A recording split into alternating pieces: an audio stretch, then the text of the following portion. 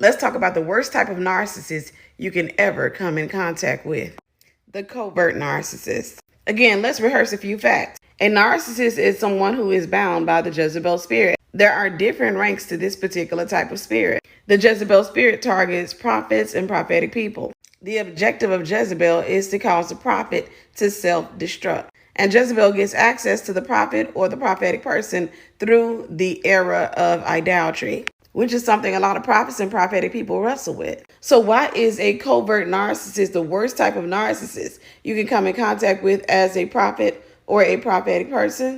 Because of their charm. If I had to classify them, I would say these are your babyface devils. They are masters at making you feel like there's something wrong with you. They are oftentimes very mild-mannered. They can even come off as sweethearts. And they prefer to partner themselves up with people who have a more dominant personality. This allows them to hide. For example, let's say that a woman is a type A. She's a go-getter, a hard hitter. She's a very intentional woman. She's faithful, committed, and God-fearing. And she ends up exchanging vows with a relatively mild-mannered man. He says, yes, ma'am. He opens the doors for women. He pulls out the seat for women. He'll carry grandma across a puddle. He walks the dog in the middle of the night.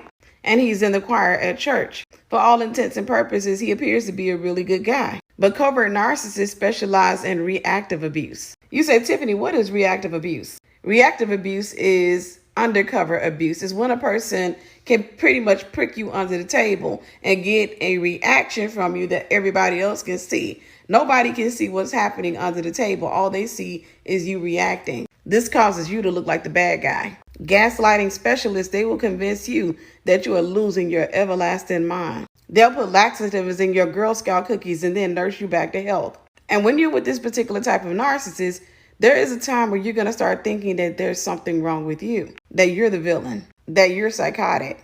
They'll convince you that you're crazy and then stroke your hair while your therapist picks away at your brain. They'll clean out the toilet with your toothbrush and then convince you to go see a dentist. And whenever they're confronted and cornered, they'll cry like an unweaned goat. And by the time they're done doing their damage, you won't have any friends left because they'll manage to convince everybody else that you are the villain and they are the victims. And hear me, nobody will believe you. I take that back. A couple of people will believe you, their exes and their parents. But they'll be of no good help to you because they will be in hiding, or they'll be 3 shades of crazy. It goes without saying the way to avoid a narcissist is to stay humble, to stay out of sin, and more importantly, to seek God first. And try this method. When they try to love bomb you, gray rock them. Honestly, it'd be better if you didn't deal with them altogether.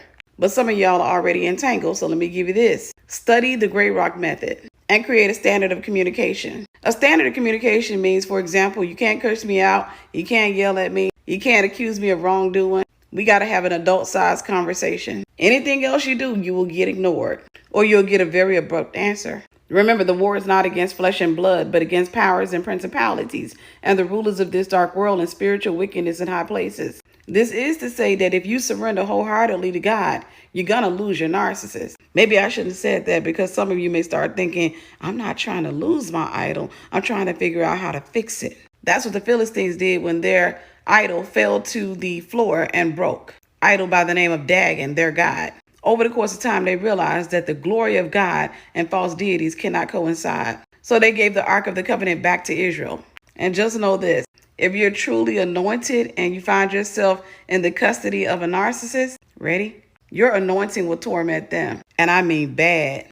Because the pressure they put on you is going to cause your oil to be released. And you'll find yourself on the side of the road, discarded, abused, and confused. That is until you finally say yes to the call on your life. Stop running from God. And hear me, if you are blessed enough to get the attention of the covert narcissist, child of God, you are incredibly anointed. You just don't know who you are right now.